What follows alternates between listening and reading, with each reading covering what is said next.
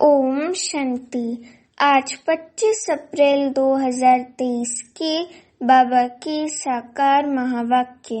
बाबा कहते, मीठे बच्चे, तुम घर बैठे वंडरफुल रूहानी यात्रा पर हो।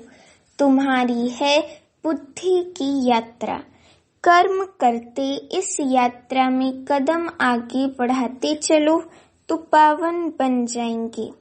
प्रश्न है, इस ज्ञान मार्ग में पेचदार तथा महीन बातें कौन सी हैं जो तुम बच्चे अभी ही सुनते हो? उत्तर है, तुम जानते हो हम सभी मेल अथवा फीमेल एक शिव परमात्मा की सजनिया आत्माएं हैं। साजन है एक परमात्मा।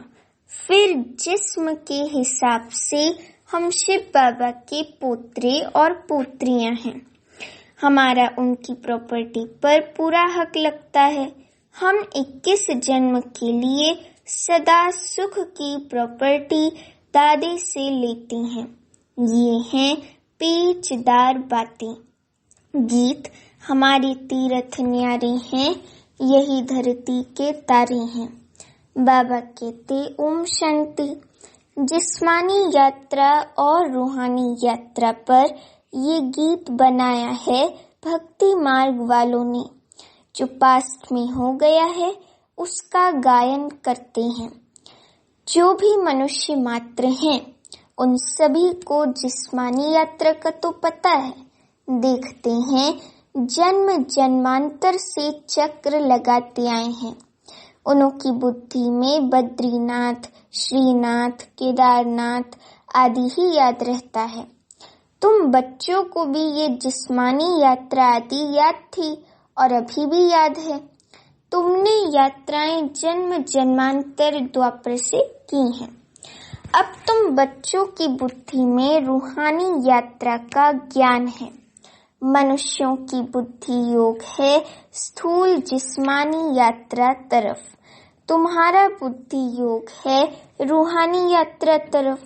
रात दिन का फर्क है। अभी तुम रूहानी यात्रा तरफ कदम बढ़ा रहे हो। ये वंडरफुल यात्रा घर बैठे करते हो। कोई समझ सकेंगे इस यात्रा को? जब धंधे धूरी आदि में लग जाते हैं तो इतनी याद नहीं रहती है, परंतु जब विचार सागर मंथन करने बैठेंगे तो अच्छी रीति याद आएगी। हम यात्रा पर हैं। नॉलेज बड़ी सहज है। बच्चे समझते भी हैं। बरोबर पतित पावन बाप क्या करते होंगे? पावन बनाने के लिए जरूर यात्रा होगी। वे है स्वीट निर्वाण धाम, परम धाम, जिसको सभी भक्त याद करते हैं। ये किसको मालूम नहीं है कि भगवान को हमारे पास आना है, वह हमको भगवान के पास जाना है। समझते हैं हमारा गुरु अथवा हमारा बड़ा निर्वाण धाम अथवा अपने निराकारी वतन चला गया, ज्योति ज्योत समा गया। अच्छा, फिर वहां क्या किया? जाकर बैठ गया। फिर क्या हुआ? वे कुछ भी पता नहीं है। सिर्फ कह देते पार निर्वाण गया, ज्योति ज्योत समाया, लहर सागर में समा गई। कुछ भी पता नहीं है कि ये सृष्टि का चक्र कैसे फिरता है। अब बाप समझाती हैं, ये रूहानी यात्रा एक ही बार होती है इस अंतिम जन्म में। रूहानी यात्रा अथवा आत्माओं की यात्रा कहें। पहले पहले तो बच्चों को ये निश्चय हुआ कि हम आत्मा हैं। कहा जाता है जीव आत्मा दुख पाती है। तो इस समय जब आत्मा जीव के साथ है, मन शरीर के साथ है, सजनी है, तो वे बाप को ढूंढती है। मेल अथवा फीमेल सभी सजनियां हैं। वैसी मेल्स को कोई सजनी थोड़े ही कहेंगे, परंतु ये है बहुत गुह्य पेचदार बातें। तुम अपने को शिव बाबा के पोत्रे समझते हो, जबकि जिस्म में हो तो इस हिसाब से पोत्रे पोत्रियां ही ठहरे। बाबा ने समझाया है तुम्हारे दादे की मिल्कियत पर हक है। तुम्हारा दादी की मिल्कियत पर हक है। कोई बाप भले धनवान हो, बच्चे नालायक हो, उनको मिल्कियत ना दें, ये हो सकता है, परंतु दादे की प्रॉपर्टी परंपरा से राजाई कुल में चली आई है। सतयुग त्रेता में तुम दादे की प्रॉपर्टी भोगेंगे। अभी तुम दादे से प्रॉपर्टी लेते हो। दादे की प्रॉपर्टी कितनी बड़ी जबरदस्त है। 21 जन्म तुम सदा सुख की प्रॉपर्टी लेते हो। परम पिता परमात्मा है दादा, ग्रैंडफादर।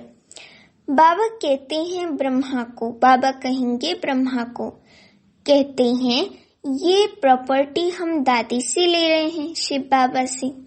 तुम जितना पुरुषार्थ करेंगी उतना दादी की प्रॉपर्टी मिलेगी। जैसे ये मात पिता जगत अम्बा जगत पिता पुरुषार्थ करते हैं, ऐसे हम भी इस पुरुषार्थ से ऐसा ऊंच बनते हैं। दादे से फुल प्रॉपर्टी लेते हैं, राजाई प्राप्त करते हैं।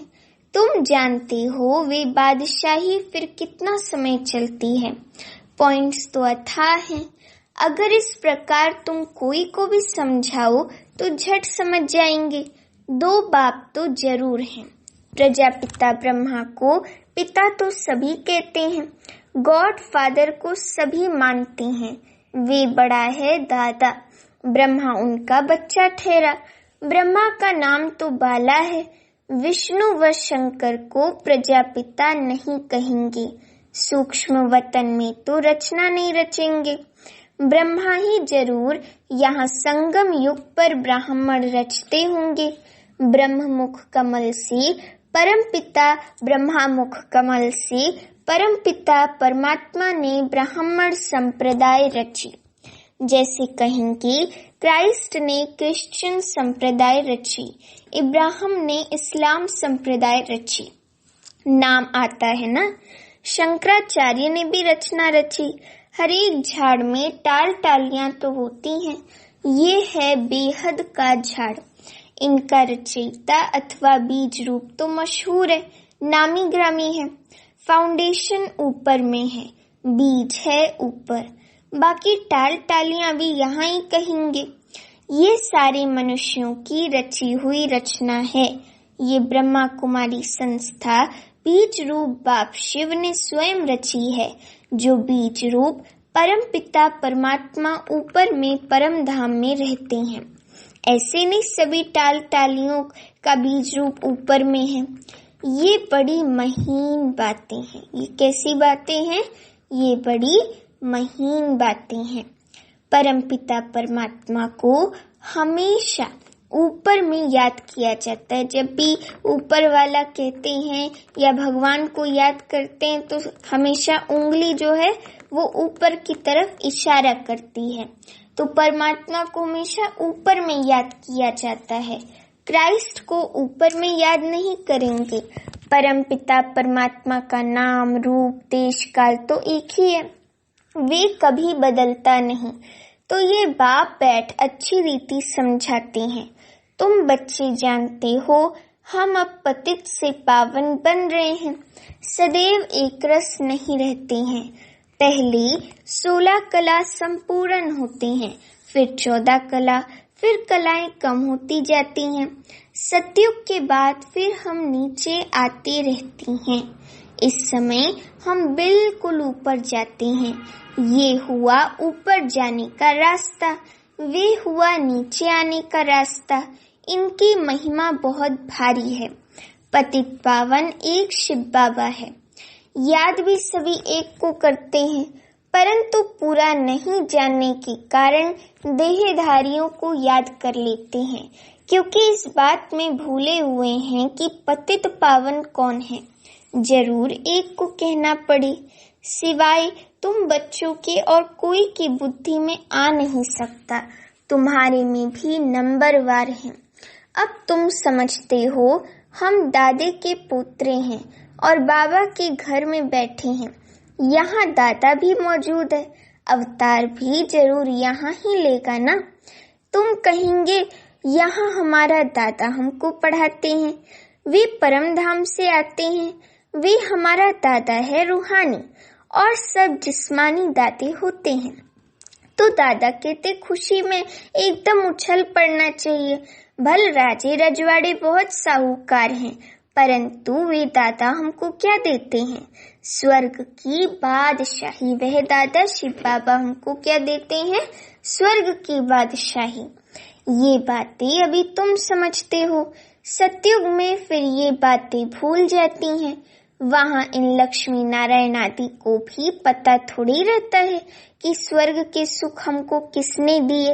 अगर ये समझें तो फिर ये भी समझें कि इनसे पहले हम कौन थे। बड़ी वंडरफुल बातें हैं। लक्ष्मी नारायण को ये पता नहीं रहता कि ये राजधानी हमको किसने दी है, सिवाय तुम ब्राह्मणों के और कोई नहीं जानते। तुम्हारा देवताओं से भी मर्तबा ऊंचा है।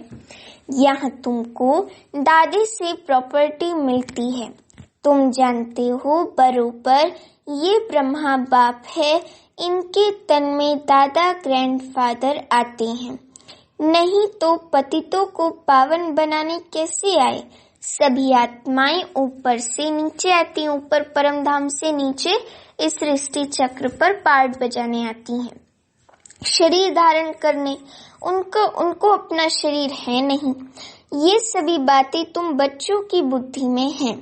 उनको कहा ही जाता है परमात्मा। इसका मतलब ये नहीं कि परमात्मा कोई बड़ा है, आत्मा छोटी है।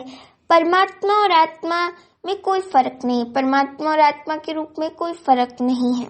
ऐसे नहीं परमात्मा कोई छोटा बड़ा होगा। बाप कहते हैं मैं कितना साधारण हूँ, माना मैं एक छोटी सी बिंदी हूँ, पॉइंट ऑफ लाइट हूँ, तो मैं कितना साधारण हूँ।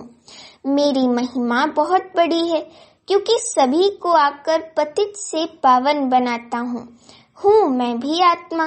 मेरे में जो नॉलेज है वे तुमको देता हूँ। ऐसे नहीं आत्मा कोई छोटी बड़ी होती है, नहीं।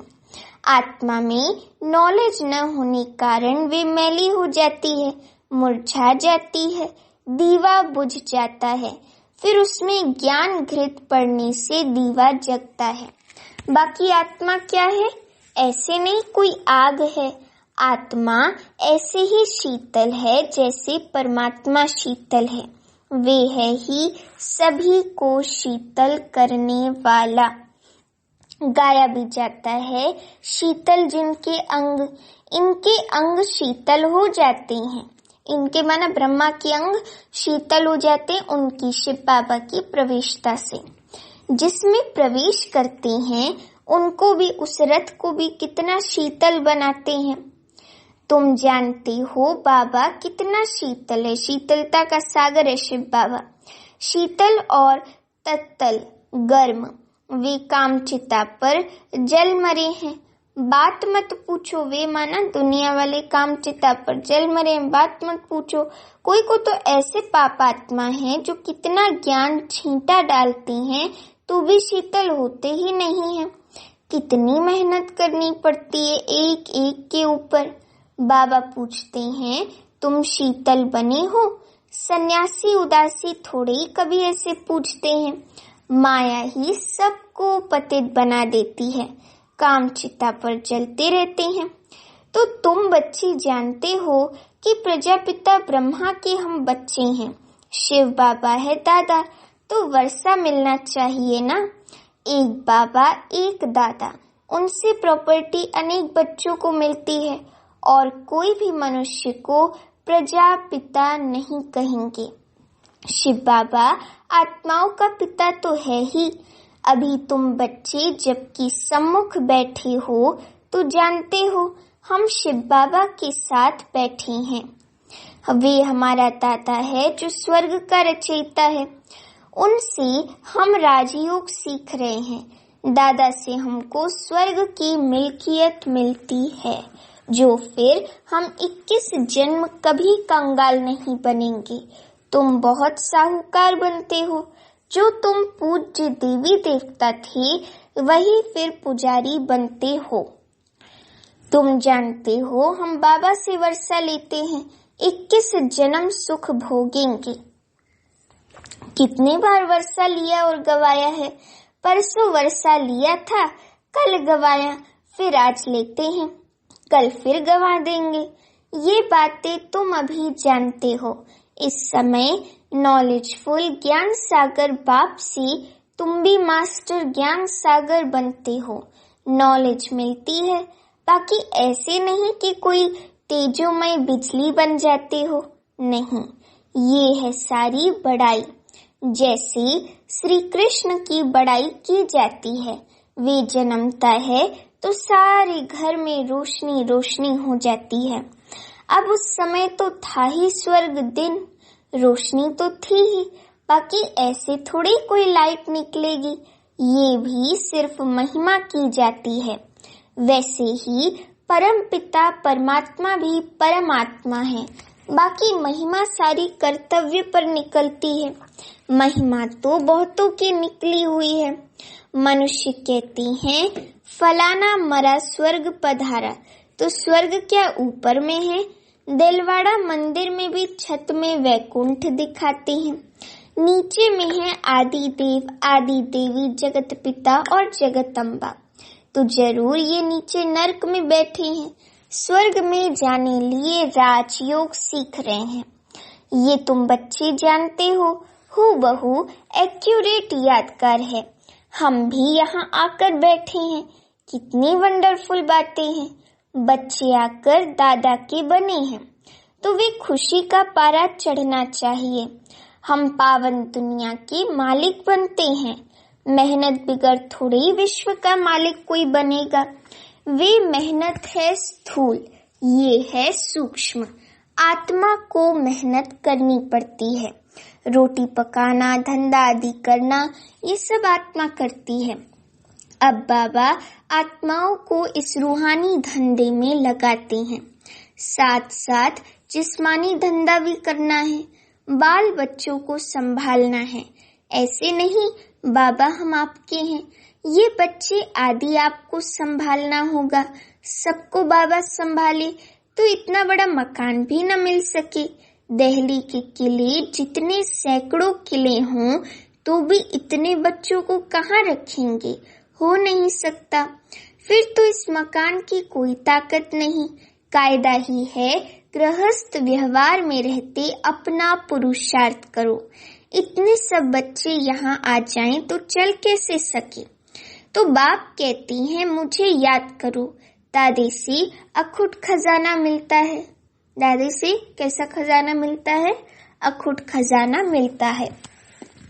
कितनी खुशी की बात है। टाइम कोई जास्ती नहीं है। गाया जाता है राम गयो रावण गयो। आगे साक्षात्कार होता रहेगा कि इसके बाद क्या होना संभव है। अपने घर के नजदीक पहुंचते हैं तो वे झाड़ आदि देखने में आते हैं। तुम भी नजदीक होते जाएंगे तो समझेंगे अब क्या क्या होगा।